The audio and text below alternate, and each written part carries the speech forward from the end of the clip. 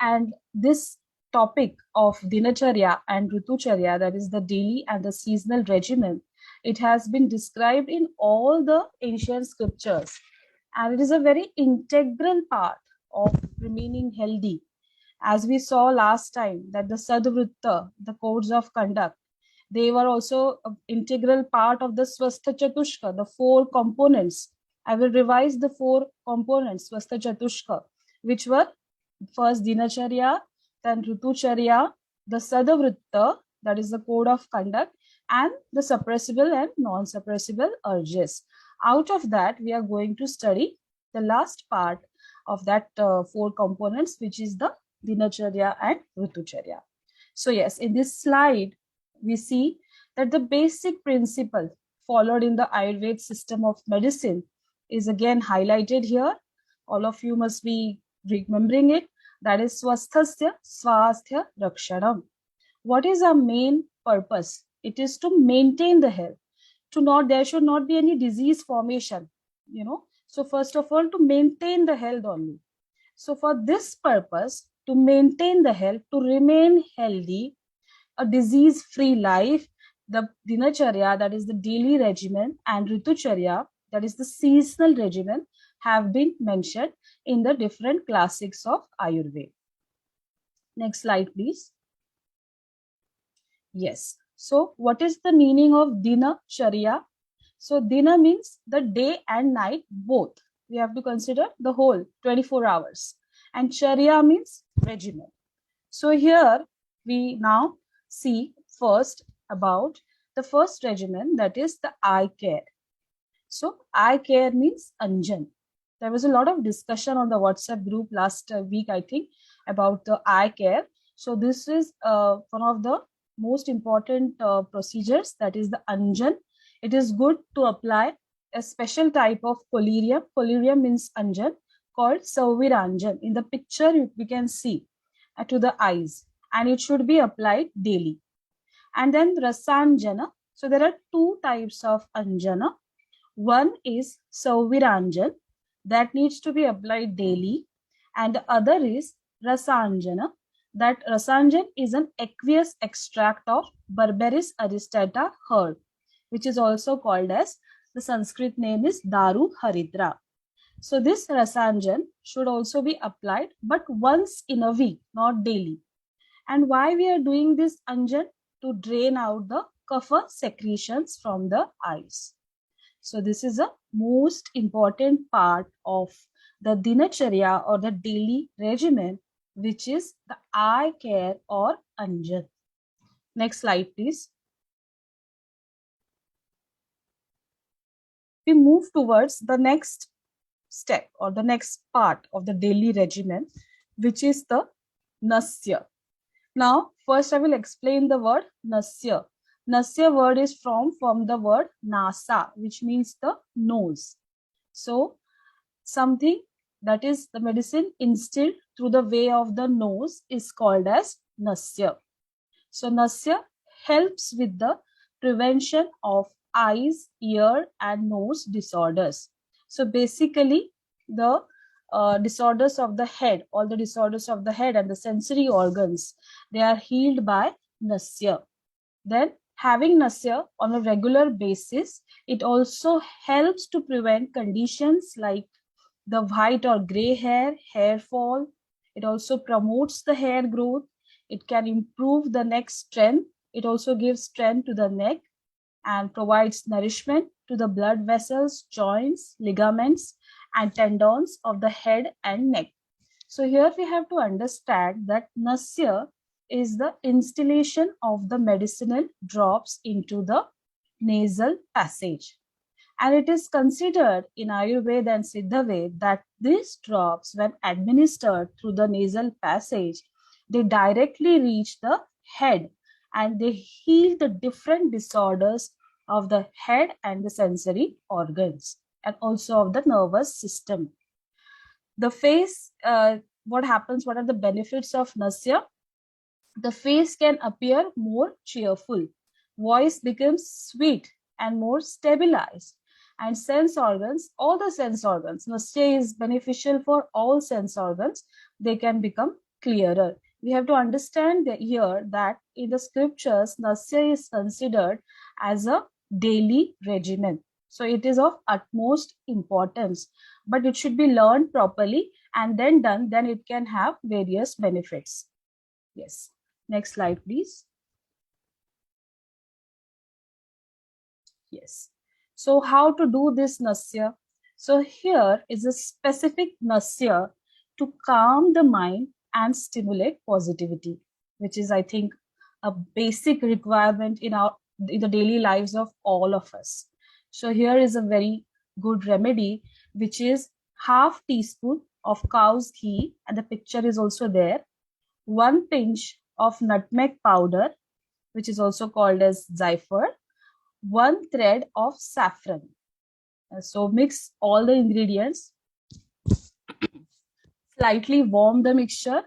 Then now we have to give the position of Nasya, which was seen in the picture. So the patient has to lie down, or the person has to lie down in a supine position. There should be some pillow that should be given below the neck so that the head just tilts back. And then we have to put the 2 drops in each nostril. So this should be done once a day and preferably in the morning time, because morning is a kapha period according to Ayurveda. So this should be done in the once in a day, but preferably in the morning. Next slide, please. Yes.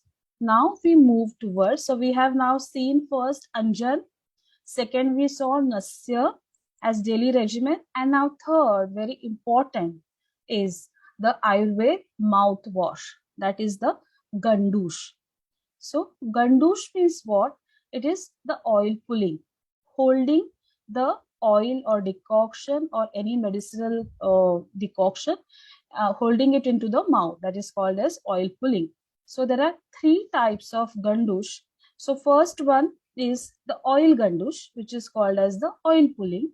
Second one is the decoction. So here we make the decoction by the procedure that is described in the scriptures, and then we give the decoction to the person, and then the person holds it into the mouth. So it is called as the decoction Gandush. And the third one is the warm water Gandush. So these are the 3 types of Gandush: oil Gandush, decoction Gandush, and warm water Gandush. Yes. Next slide, please. Now here we see the oil Gandush or oil pulling first. So here we can see the lady, the picture of the lady. So what are the first benefits? So as I described that, the oil will be put into the mouth and it will be held without moving.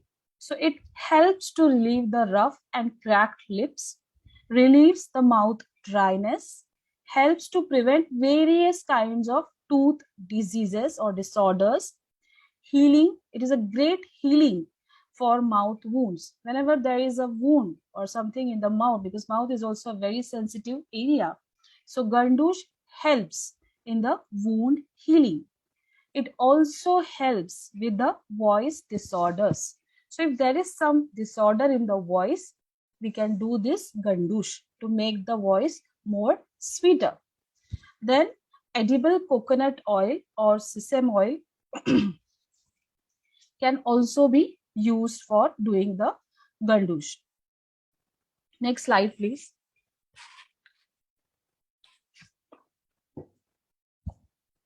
Then there is the decoction Gandush.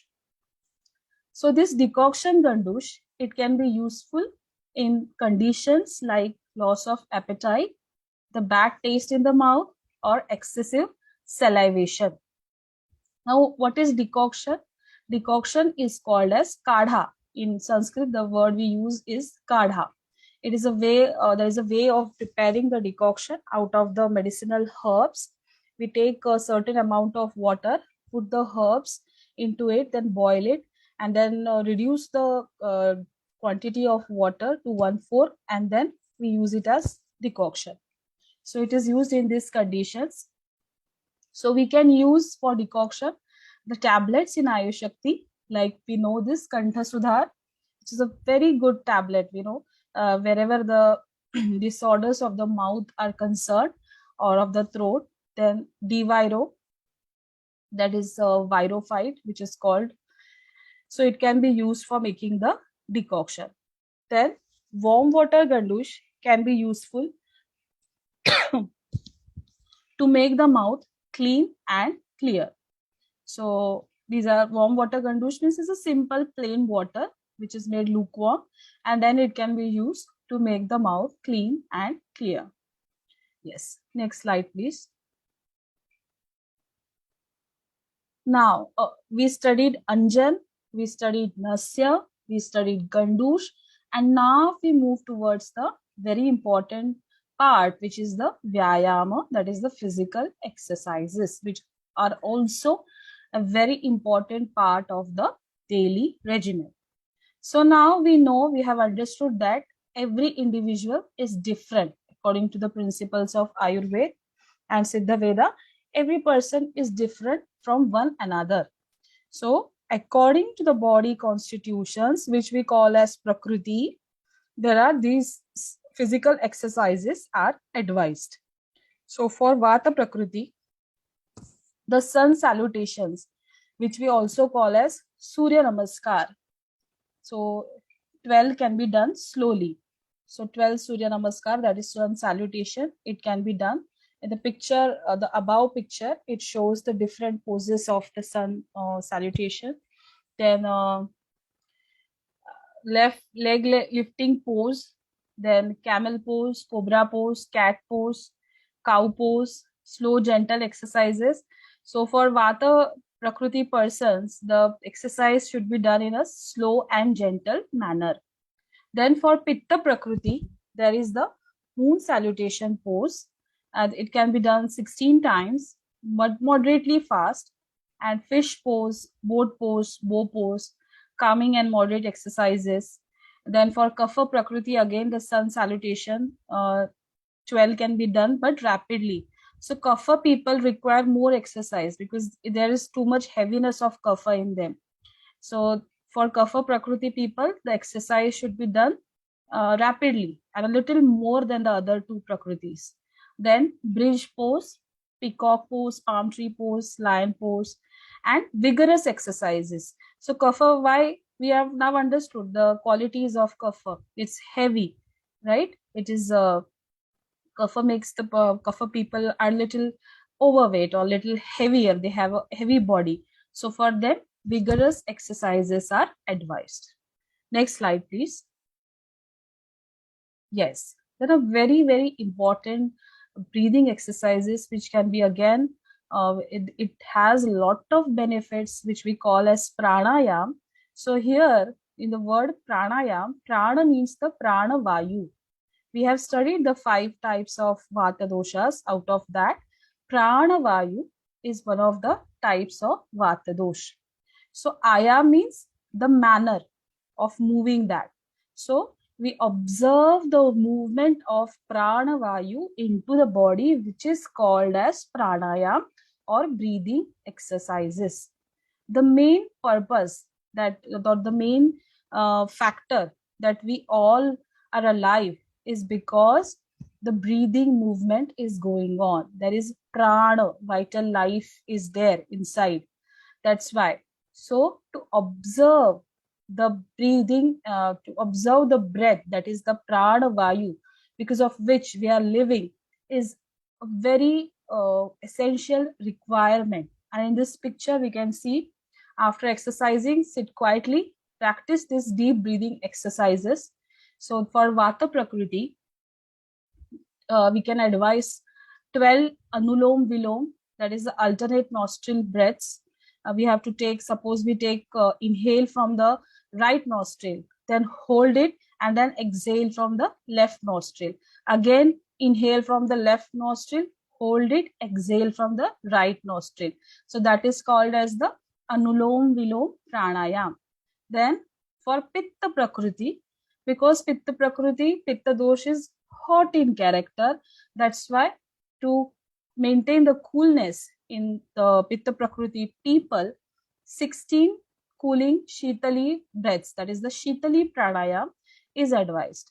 So in Shitali pranayam, we have to, there is a curling up of the tongue lengthwise, and we have to curl the tongue lengthwise and breathe through it, because then it gives instant coolingness is there. So that is called as Shitali. The word Shita itself means cool. That's why it is called as Shitali pranayam, which is beneficial to the Pitta Prakriti people. Then for Kapha Prakriti people, there is 100 Bhastrika pranayam. So Bhastrika is the movement of the stomach. The breaths, they go along with the movement of the stomach. So that is the short and the fast breaths.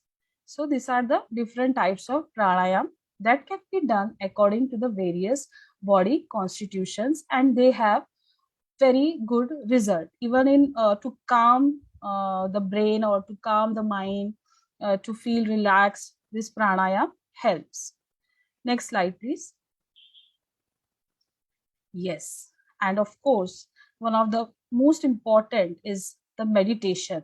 So there are different forms of meditation that are described, and in I think nowadays the word meditation has also become the buzzword, because everybody it needs that. It is the need of the hour to do meditation, to remain calm and to be peaceful and everything. So yes, meditation is definitely, it should, and it has become the part of the daily lives. So it is important to meditate in the morning and evening for at least 15 minutes. What is meditation? How can we do the meditation? Again, just closing the eyes and just observing the breath. This is the simplest form of meditation. To sit in a comfortable position, to close the eyes, be erect, in an erect posture, close the eyes, and then just observe the breath movements as a third person, to just observe. So that is the meditation. So it is meditate in the way you are accustomed. The different forms of meditation, there are a huge number of forms, many number of meditations are there, different forms of meditation that can be done. So long as they are helping you and are in the right way, they will help. And meditation also brings balance and peace into the life. So yes, meditation also is a very important part of the dinacharya, that is the daily regimen. Yes, next slide, please. Yes, so after, now we have seen, first what we have seen, Anjan, then we have seen Nasya, then we have seen, I think, Gandush, then the exercise part, and now we move towards the Udvartana. So what is Udvartan? It can be understood from the picture that is shown here, displayed here. So Udvartan is using dry powder for massage. You can see in the picture, the body of this person is covered with a powder. So it is actually a dry powder massage, that is Udvartan. And Udvartan is said to calm down the aggravated, the increased kapha dosha and meda dhatu. Now, till now, I think everybody knows kapha dosh and meda dhatu. They are directly related to each other. They are of the same qualities, and it helps to burn the fat. So basically, persons of where the kapha dosh has increased, meda or mausa dhatu is increased, or the fats are increased, this Udvartan is advised. So it is one of the therapies that Ayurveda offers for anti-obesity treatment. And what it does to the body, it brings stability to the body organs, improves the strength and skin complexion. So for everyone, we cannot do the, we have to see what is the prakriti or the body constitution of the person, and likewise we have to advise the dry powder massage. Yes, next slide, please. Yes, now this is another home remedy for Udvartana. So first one is the Triphala powder. What is Triphala? Phala means fruit. Tri means three. combination of three fruits is called as triphala. Which are they? Triphala means the haritaki, the bibhitaki, and the amalaki. So the combination of these three, we make a combination of these three and use it in powdered form. Then 1/4 cup of gram flour, then 1 teaspoon of sandalwood powder. What is sandalwood? Sandalwood is a herb whose Latin name or the English name is Santalum album, the scientific name. 1/4 teaspoon of turmeric powder. Turmeric everybody is aware of. And half teaspoon of lodra powder. So lodra is again another very important herb which has very good effects on the skin, and that the scientific name is Simplochus racemosa. So this lodra powder is optional. If you don't find the lodra powder, you can go with the rest of the things. So triphala powder or 1/4 cup gram flour, so that can be used. So we have to mix all these in milk or water and massage it on the entire body as it was shown in the picture. What it will do, so this remedy reduces the toxins and fatigue and has the same effects as anti-aging oil by improving the skin tone. So again, a very important part of the daily regimen. Next slide, please. Yes, so now just we will recollect what we have seen in the daily regimen or the dinacharya. You can also type in the chat. So first what we saw is the anjan, second was nasya, third was gandush, fourth was the exercise or vyayam, and then the fifth was the udvartana. Have I missed anything? I think yes, I've covered everything. So yes, now we move towards the seasonal regimen.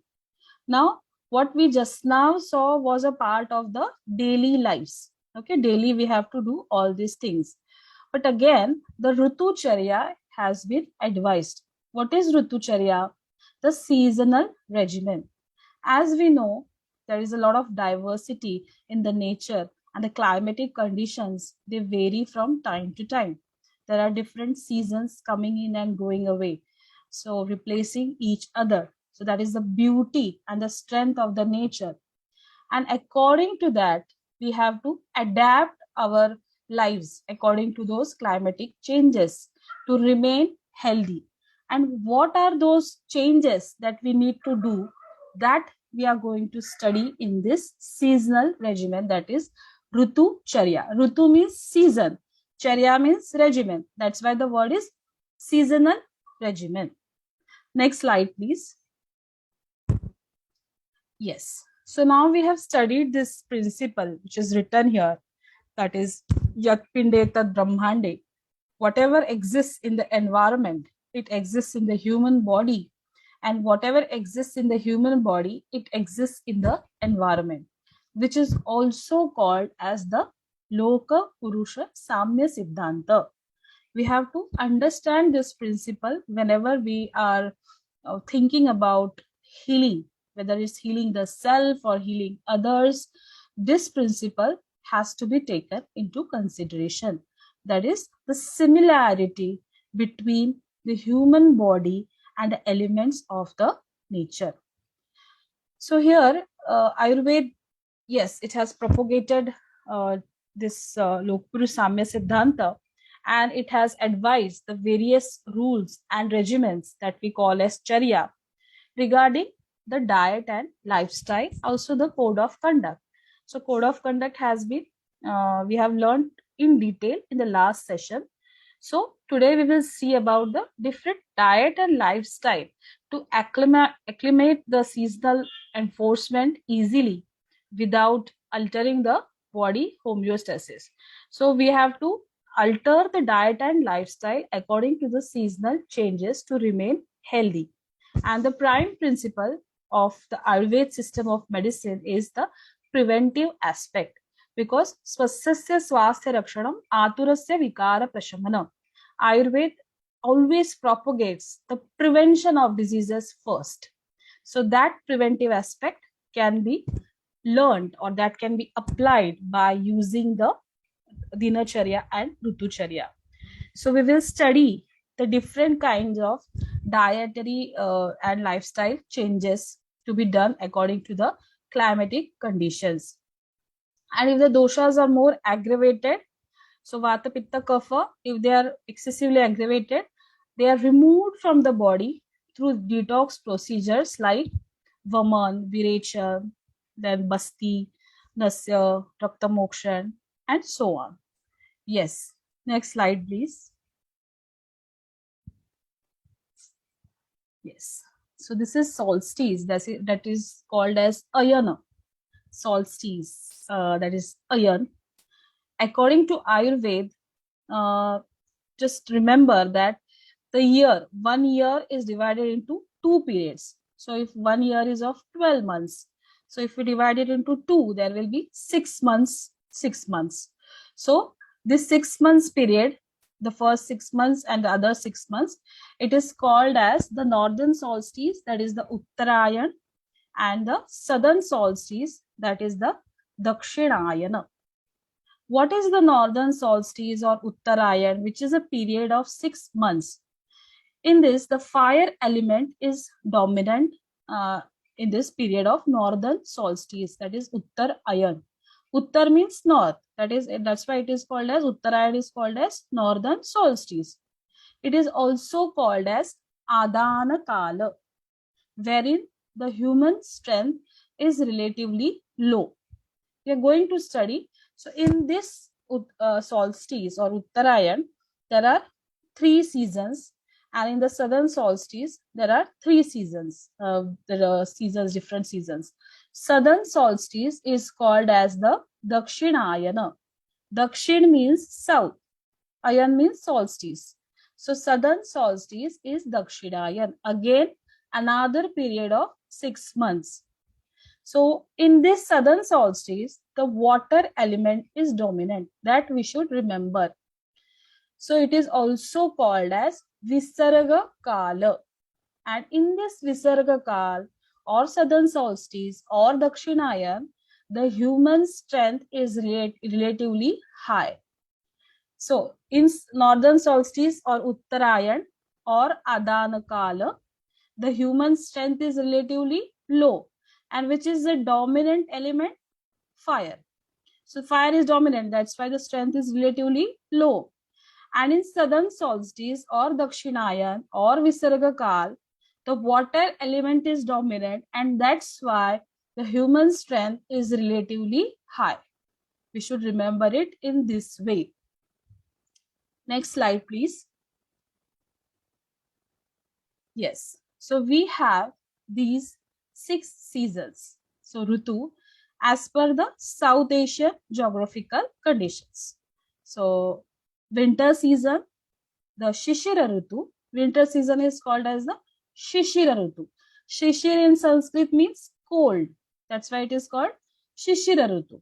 Then spring season, a very beautiful season, which is called as Vasanta Ritu. In Vasanta Ritu, there is a blooming of flowers, new growth is happening everywhere in the nature. The spring season. Then the summer season. Grishma Ritu. Grishma means hot. So summer, the sun's power is very high. So summer season. The rainy season, that is the Varsha Ritu. Ritu means season. Varsha means rain. That's why rainy season. Autumn season, that is the Sharada Ritu. And the winter season. So winter season basically is divided. It's 2 types of Ritu. One is Shishir Ritu and the another is Hemanta Ritu. What is the difference between this Shishir Ritu or Hemanta Ritu? Both are cold. Both are winter season. But we must remember that in Hemanta Ritu, it is cold and Snigdha. That is Shita and Snigdha. Snigdha means the oiliness is more in the nature. And in Shishira Ritu, it is also cold, but it is dry. So Shishira Ritu, is a dry and cold season, and Hemanta Rutu is a, we can say, more moisture, more oily and sheath or cold season. So this is the difference between the two. So these are the basic 6 seasons, and according to that we are going to study the different kinds of diet, lifestyle, and also the different types of detox. Yes. So next slide, please. So in other parts of the world, the seasons, how can we know? So in other parts of the world, the Rutucharya is characterized by 4 basic seasons, unlike India, where we see the 6 seasons. Because now we have people from all the parts of the world where the climatic conditions may not be same like we have in the Asian, South Asian region. So in other parts of the world, we will consider it into 4 seasons instead of 6. So, but the principle will remain the same. So the doshas, they go through a cycle of accumulating, aggravating, and then palliating in different seasons, and we have to balance them out with our lifestyle and diet. So a very good example of, you know, how the doshas, they accumulate, then they aggravate and they palliate, it has been given in the scripture Sushrut Samhita, which I would like to give you an example so that we can remember easily. Is when we boil milk, everybody must have seen, when we boil with the milk, we take the milk into one vessel. So when we pour the milk into the vessel, we have collected that milk into the vessel. That's mean it has accumulated. So that is the, we can correlate it with the accumulation of the doshas. Then as soon as we start the fire and the milk starts boiling, and it just comes up, the milk boils. How we know that? The milk comes up till the brim of the vessel. So that stage is the doshas are getting aggravated. They were accumulated, like what the milk was there in the vessel, that as soon as the trigger factor was there, the fire was there, they started coming up till the brim of the vessel. That is the aggravating of doshas. And if we do not stop the fire or do not off the gas button, then what happens? The milk just flows away from the vessel and it goes everywhere. So that is another stage of, you know, the more advanced condition of aggravating doshas, which how they form the disease conditions is they spread all over the body. That's why we advise a diet and lifestyle to control the accumulation and the initial aggravation of the doshas. And what is palliating? Palliating means to pacify them. So so that is, we are going to learn in this different seasons how to do that, and we how to balance them out with the proper lifestyle and diet. Next slide, please. Yes. So the seasons in other parts of the world, we can categorize them as early winter, okay, then or monsoon, early winter or monsoon. It aggravates the vata dosh. Spring season, where the kapha dosh is aggravated. Aggravated condition means, just remember, the milk coming up. Okay, the doshas, they just start accumulating in excess quantity. Then autumn season, it aggravates the pitta dosha. And however, we should always take our cues from the nature. For instance, in southern states like Maine, the winter is longer. So there are some, we have to take it according to the context wherever the person is, and we balance our diet through opposite qualities of dosha. So see, suppose if kapha dosha is aggravated, that means in that season, so the diet and lifestyle which will pacify the kapha dosha has to be taken. If pitta dosh is aggravated, say in autumn season, then if somebody just takes the diet and lifestyle which increases the pitta, then there will be formation of disorders. Instead, what the person should do, he should take the diet that is opposite to the qualities of pitta dosh, which will pacify the pitta dosh. So that we are going to study in today's session. Then yes, Here the example is also given in pitta season, like in autumn season, when the pitta is aggravated, the weather is characterized by hot, light, and sharp qualities, similar to pitta dosh. So we can use a diet and lifestyle that is cool and bland food, avoiding sour, spicy, salty, and pungent foods. So automatically the aggravated pitta dosh will be pacified and it will be maintained. Yes. Next slide, please. Winter season. What a beautiful slide, which actually uh, gives justice to the winter season. So during winter, the digestive fire, it becomes powerful. Always remember, whenever it is winter season, a person will feel more hungry than any other season. Why? Because the digestive fire becomes powerful in that season. And like fire consumes the things that it comes into contact with, digestive fire may cause emaciation of body tissues if it is not provided with the necessary food. See, in winter season, a person should eat properly, and the foods that are heavy in qualities or that are snigdha, that is oily or something, they are to be eaten in the winter season, because at that time the digestive fire is more powerful to digest all the heavy food items also. So if that digestive fire does not get the food when it is when the hunger is there, then it may lead to the emaciation of body tissues and several kinds of disorders.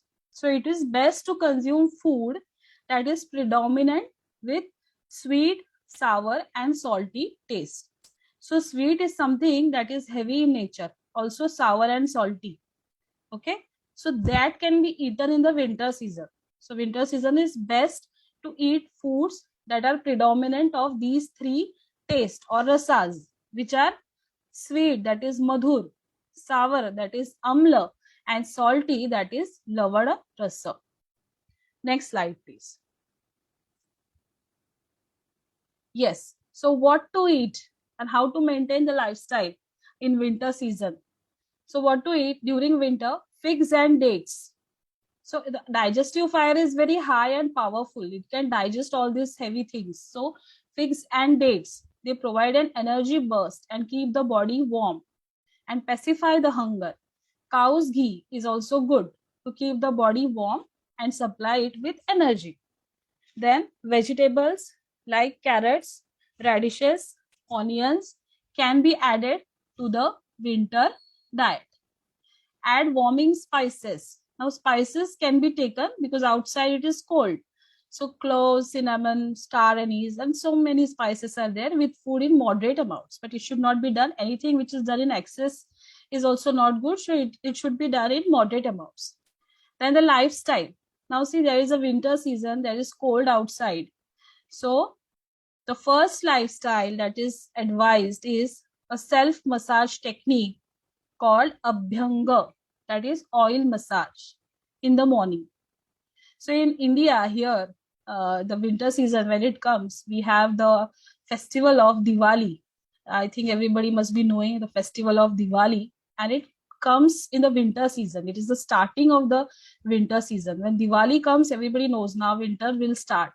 And in that winter Diwali festival, when there is winter, there is one we can say ritual of doing oil massage. So it is advised, it is done as a ritual to start from that day, and for whole winter we do that oil massage because it is necessary. So this abhyanga, oil massage. And in the Diwali, there are different kinds of sweets and oily foods are made. Why? Again, because at that time the digestive fire is very powerful and very, it can digest all, and it requires this sweet, salty, and sour things. That's why in Diwali there are different types of sweets. So in winter season, that sweets can be enjoyed. And this oil massage, it helps to balance the vata dosh, and it keeps the skin moisturized because it's cold outside. So this massage can be done especially to the scalp and forehead. So warm water should be used for cleansing. So generally before taking bath or shower, the abhyanga is done, and then it's kept for some time till the skin absorbs that oil. It should be absorbed completely, and then afterwards the bath is taken. Warm water bath is taken in winter season. Then thick sheets made of cotton, leather, silk, and wool that are lightweight can be used during sleep because it's cold outside. So it should be adapted. Then avoiding exposure to strong and cold winds. Otherwise, someone may catch cold or get sick. So direct exposure to the cold and strong winds should be avoided. And very important thing is to avoid sleeping during the daytime, especially in winter, because the conditions in winter season, it is not at all favorable to sleep during the daytime. At the night, one should sleep. That's why sleeping during the daytime must be avoided. Otherwise, it will aggravate the kapha dosh and it will lead to the various kapha disorders. Next slide, please. What are the recommended Ayurveda treatments in winter season? So in the picture, it can be seen abhyanga, that is a massage with warm herbal oils that can be designed according to the specific need of the doshas. So to keep the skin moisturized and protected. Then this therapy can be done by a practitioner or you can do it on your own. Then second is Svedana, because the outside conditions are cold. So Svedan, that is, it's also called as hot fermentation, which is similar to the sauna, herbal steam. It helps to sweat out the toxins, release the tension, and help with circulation. It's great for keeping the body warm also in winter season.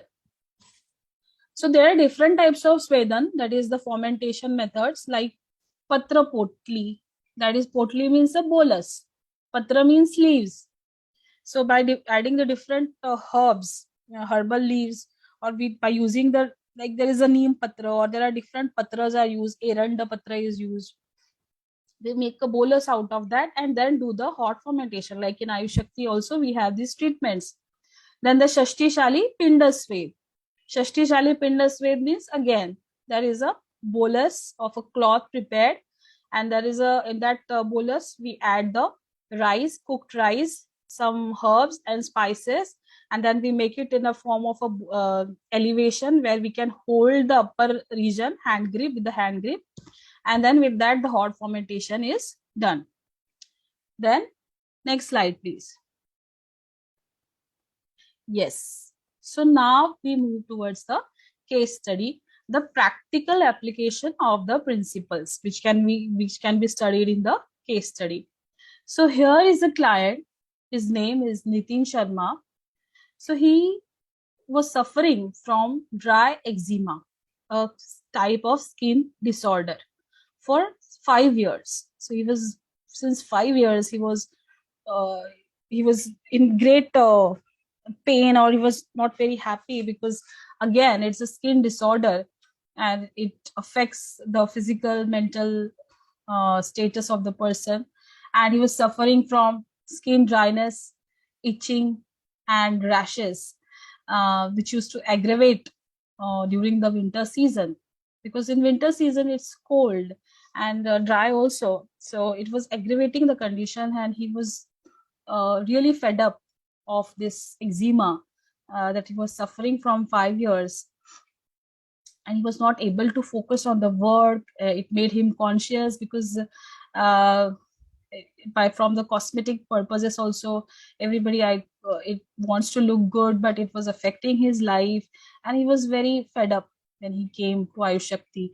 He was also suffering from insomnia, because again skin disorders are psychosomatic. So when he came to Ayush Shakti, we recommended him a detox program. Then the herbal supplements like skin tone, then virophyte, and some more also, and a proper diet plan. So in the diet plan, it was for him the sour items especially were to be avoided, the salty ones, and in 2 months his symptoms improved by 80%. His sleep improved and his condition remained unaltered with the seasonal changes. So a person who was suffering from eczema since 5 years was fed up and was affecting his daily life. The dinacharya, the daily regimen was completely affected. So it was the treatment procedure. It helped him in 2 months to become, to improve by 80%. And also his sleep, the sleep disorder that he was suffering, that also remained, that also was cured, and it remained unaltered with the seasonal changes also. So this is a case study about this client. Yes, next slide, please.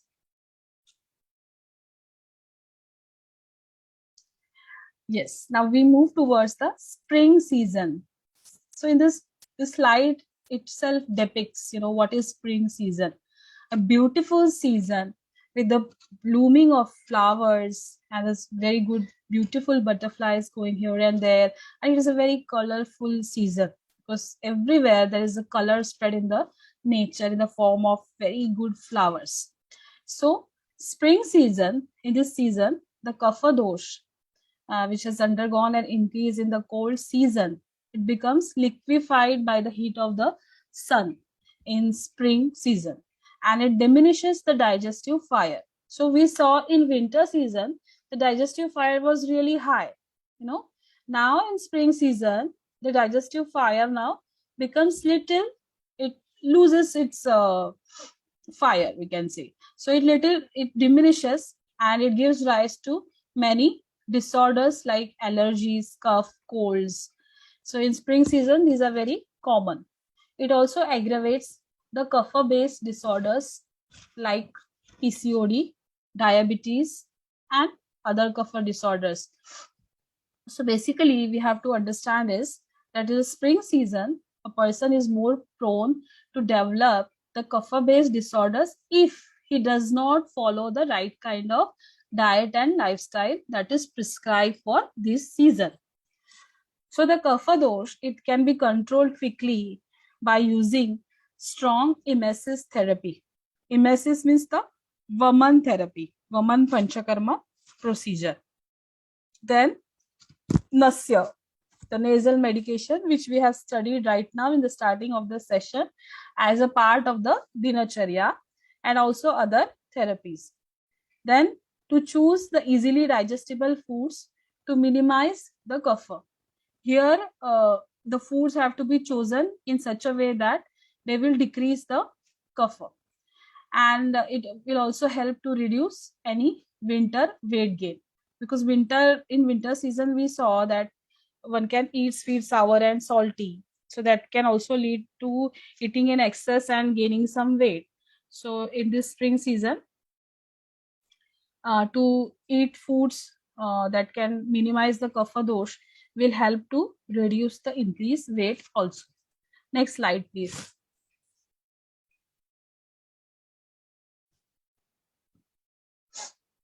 So what to eat in spring season? So eating a large portion of vegetables as a first course may help with digestion and fat reduction. Eating dry grains such as barley, which is also called as yavar, and easy to digest foods like millet. Add warming spices like ginger and turmeric to the food. Avoiding foods that are hard to digest, difficult to digest, that are heavy and fatty, and foods with sweet and sour taste, as they will increase the kapha. So unlike winter season, where the sweet and sour taste were advised, we do not advise them in the spring season, because the season changes, the climatic conditions changes, the diet changes. Lifestyle: to use warm water for bathing. exercise is very important during spring season, again to maintain the kapha dosh. Udvartana, especially the dry powder massage we have studied earlier with a powder of chandan. Chandan means sandalwood. The scientific name is Santalum album. And agaru. Agaru is again another very important herb. Both chandan and agaru, they have very good fragrance. So they are recommended. Then the evacuative measures like the panchakarma or detox procedures like nasya can be advised. And woman, and to avoid sleep sorry to avoid sleep during the daytime. Again, why we are avoiding the sleep during the daytime? Because if someone sleeps during the daytime, the kapha dosh, the meda dhatu, will aggravate. That's why generally, except the summer season, in any other season, it is not advised to sleep in the daytime, especially in the cold and spring season. It is not advisable to sleep during the daytime. Otherwise, it will aggravate the kapha dosh and meda dhatu. Next slide, please. Yes. So in spring season, what is recommended? Nasya, the nasal instillation of the medicinal drops or herbs. So nasya we have studied. So you must have heard of nasya during allergy season. It's important to clean out the respiratory system, including the nasal passages. So nasya involves clearing out excess mucus and adding the therapeutic oil to keep the organs lubricated. So nasya is, that's why advised. Then vamana. Vaman is the emesis therapy. So done for people with high kapha imbalances. Generally also, the vaman is done when the kapha has been aggravated. Then only it can come out to the vomiting. And in virechan, when the pitta has increased, it can come out through the loose motions. So in vaman, it is done for people with high kapha imbalances or in disorders where the kapha dosh has been aggravated to a large extent. So to remove the kapha toxins collected in the body.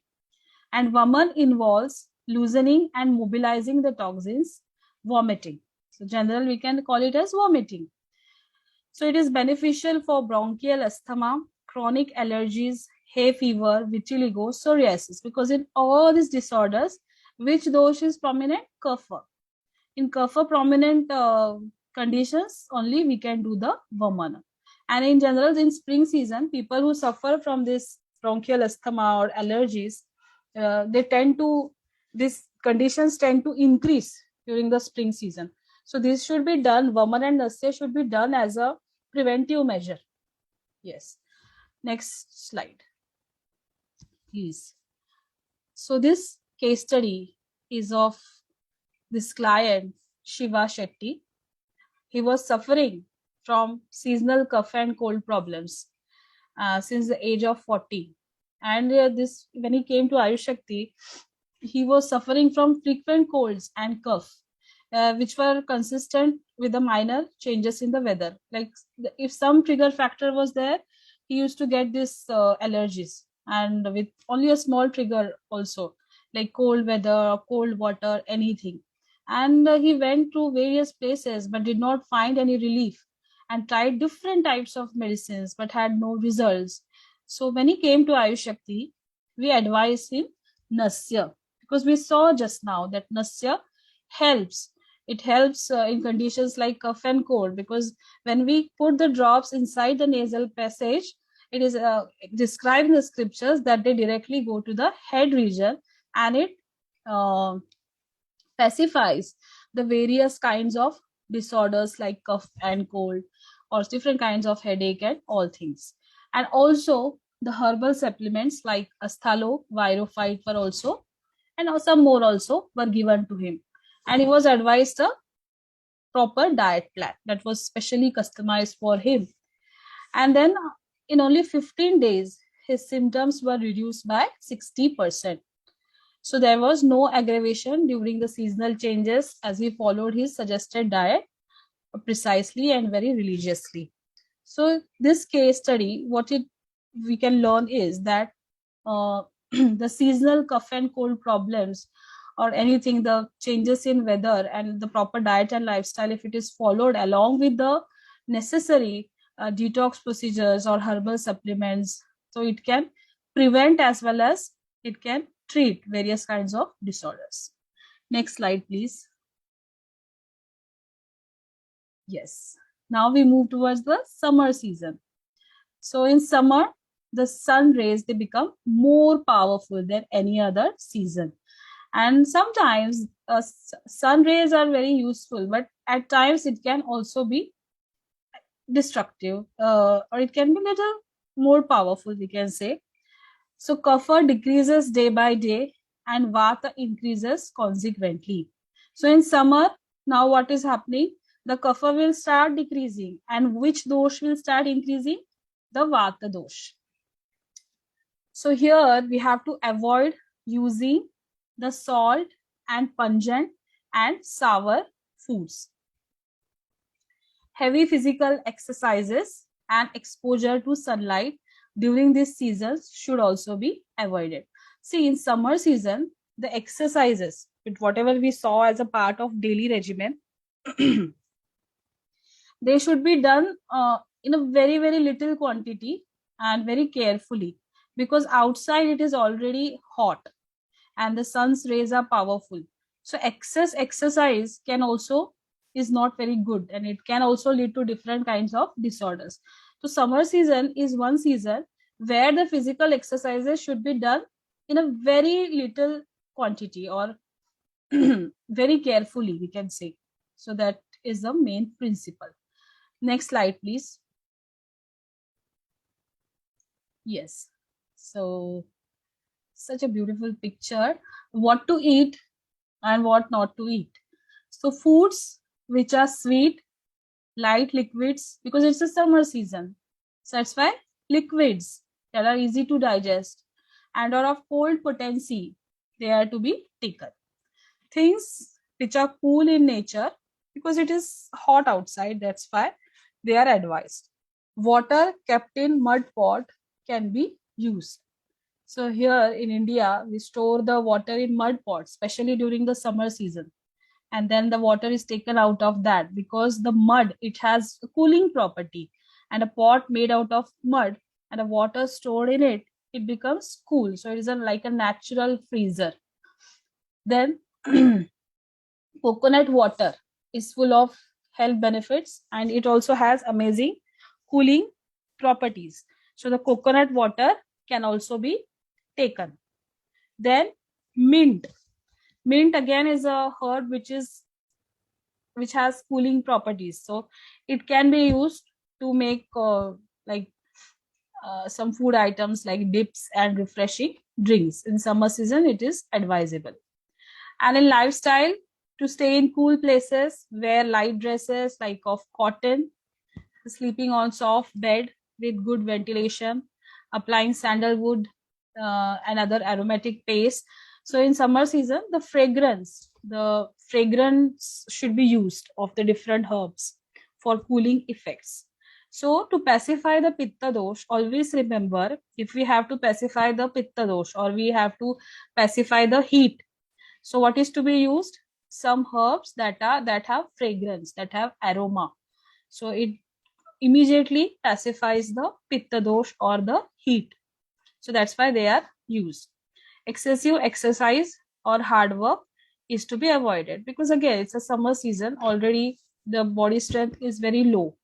So that's why it should be avoided. Now in India, the summer season is over and now we are heading towards the rainy season in India. Yes, next slide, please.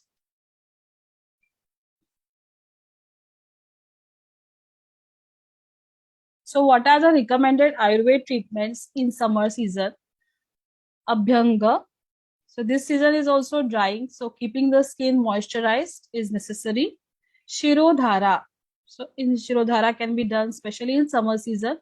A deeply relaxing therapy that involves a steady stream of warm oil that is poured onto the forehead, which can be clearly seen in the picture.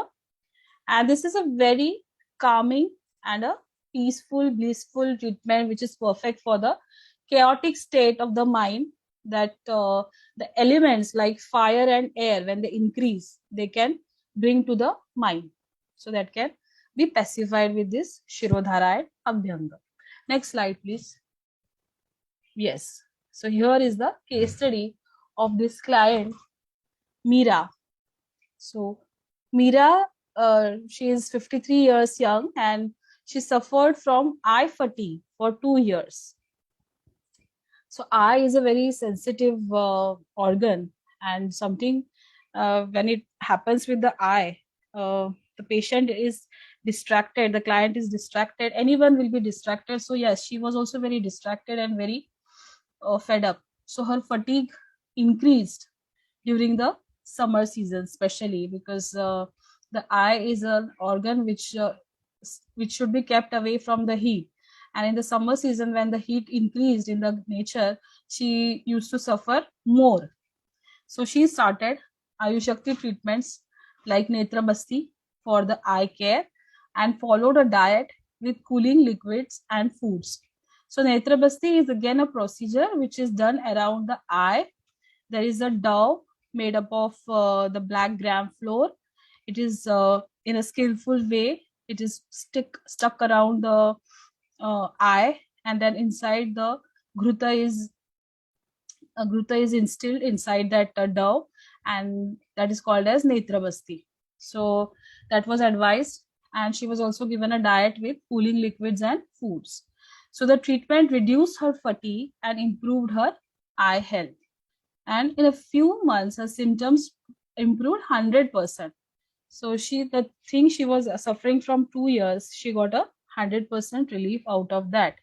And she continued following the recommended diet to avoid seasonal aggravation of the doshas. So yes, a very good case study. Next slide, please. Yes. So I think, yes, autumn season. So Pitta dosh, which has undergone an increase in the previous season, in the summer, that it was hot. So which dosh will increase? Pitta. So in autumn season, the Pitta, which had gone increase, now it will aggravate. Remember the vessel and the milk coming up. Like that in this season, the Pitta will come up. It will get aggravated during autumn. And in order to detoxify, the purgation therapy or the virechan, that we call as virechan, and bloodletting. Bloodletting is rakta mokshan, which is done by the leech or even the syringe. So that can be done. Next slide, please. Yes, what to eat in the autumn season. So especially during this season, to eat only when someone feels hungry. So this is a season. This autumn season is a season where in the scriptures also it is described as a Yamadamshta Kal, where several kinds of disorders they start erupting, and that's why a special care should be taken in the autumn season about the various kinds of diet and lifestyle to be followed. So when hungry, to eat easily digestible foods with bitter, sweet and astringent taste. Why bitter, sweet and astringent taste? To pacify the increased pitta dosh. Then soup is great. Soup can be taken, but it should not include excessive cream or cheese. In lifestyle, to enjoy a nice walk or go on a hike, that is mild physical exercises. Medical procedures such as purging, virechan, the purgation therapy, then bloodletting, rakta mokshan, they can be done during this season. Now, why virechan and rakta mokshan? Because in autumn season, the pitta dosh increases, it aggravates. That's why. Then to avoid using curds, excessive oils and fats. And to avoid sleeping during the day, especially excessive eating and excessive exposure to sunlight. So remember, only to sleep during the day. It is mentioned to sleep during the day only in the summer season because it's too hot outside. In any other season, the scriptures do not advise to sleep during the daytime except the summer season. Yes. Next slide, please. So in autumn season, Virechana, the purgation therapy, it purifies the blood by removing toxins from the body through the gastrointestinal tract. So this therapy is essentially a herbal laxative therapy that clears out the digestive system so that we can enjoy the next season refreshed and prepared. So according to a study also, research study of 2015, it has been proved that the practice of Virechana is effective for reducing the severity of symptoms associated with the seasonal typical imbalances. So yes, next slide, please. Yes, so another case study. So here is a client, this client, Mr. Tripathi. We can see from the pictures, he was suffering from psoriasis since 5 years. And it was a quite severe condition, which can be seen from the picture.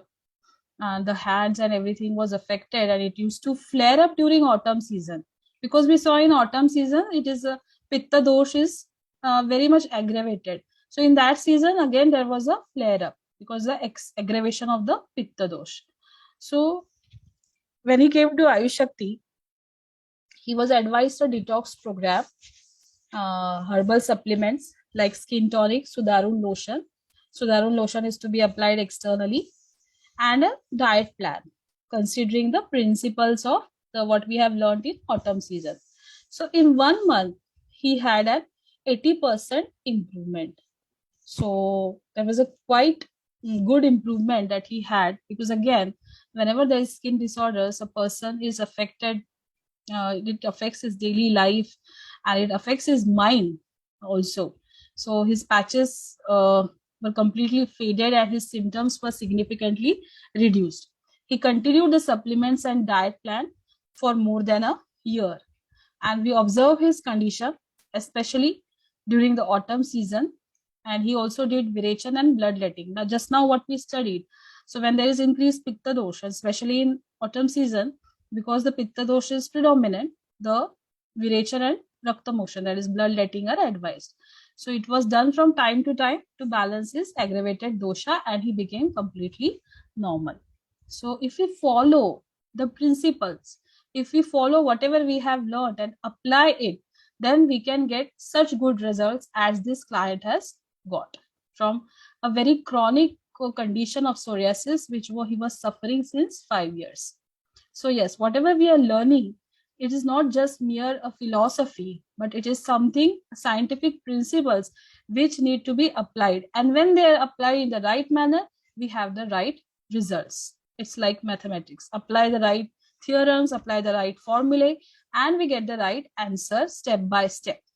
Yes, next slide, please. So what is the practical use of what we are learning? Is this just a philosophy of nature? Absolutely no. This is a very scientific thing. That is the different seasons, the different seasonal changes, the different state of doshas changing. We saw accumulating, aggravating, then pacifying. Everything is happening.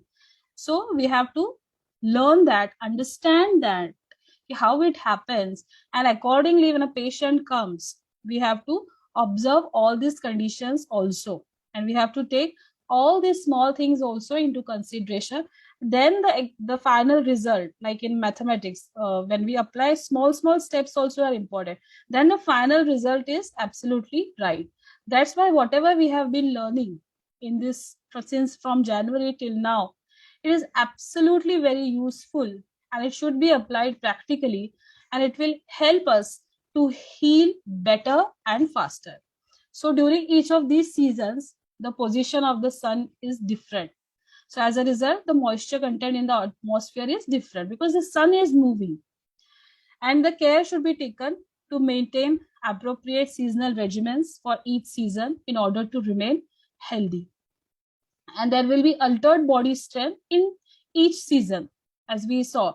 So the food habits and daily regimen should be altered according to the different seasonal changes. So wherever you are, in whichever country you are living, just observe the climatic conditions in that area and then understand the principles which we have studied today, and then you can apply those, because whatever we are learning is to apply to make our lives better. Yes, next slide, please. So physical strength in different seasons. So body strength will be maximum during early winter, that is Hemanta Rutu, and extreme winter, that is Shishira Rutu. Body strength will be moderate during spring season, Vasanta Rutu, and autumn, that is Sharad Rutu. And body strength will be lowest during the rainy season, that is the Varsha Rutu, and summer, that is the Grishma Rutu. Understand this principle and then apply it.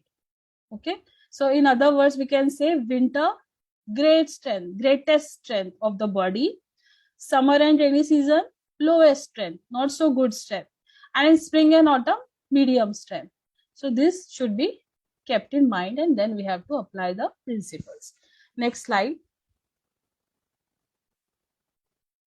So what to eat? Again, we will just summarize, conclude. The habit of using all 6 tastes every day is ideal, which we have studied in the dietetics part for maintaining the optimal health. However, during particular seasons, the particular taste should be given special emphasis. Our diet should comprise of all the 6 tastes, but according to the season that is going on, we should predominantly eat some of the tastes which we have studied today. So sweet, sour, and salty taste should be used more during winter season. Bitter, pungent, and astringent taste should be used more during the spring season. Sweet taste should be used more during summer, and sweet, bitter, and astringent should be used during autumn, because the pitta has increased in that period. Yes, next slide, please. Yes, so we come to the end of this lecture from my side. So thank you very much, and I'll just ask Cornelia to talk about the challenge activity. Thank you very much. Yes, thank you, Dr. Kamal, again for a great presentation about Dinacharya and Ritucharya. And we have now our challenge activities that we should follow any daily regimen activity for a month and observe the changes. Then also observe the impact of seasonal changes in your body, and also consult your Ayushakti mentor if you need any specific guidance with the daily or seasonal regimens. That is our challenge activity for the next for this session.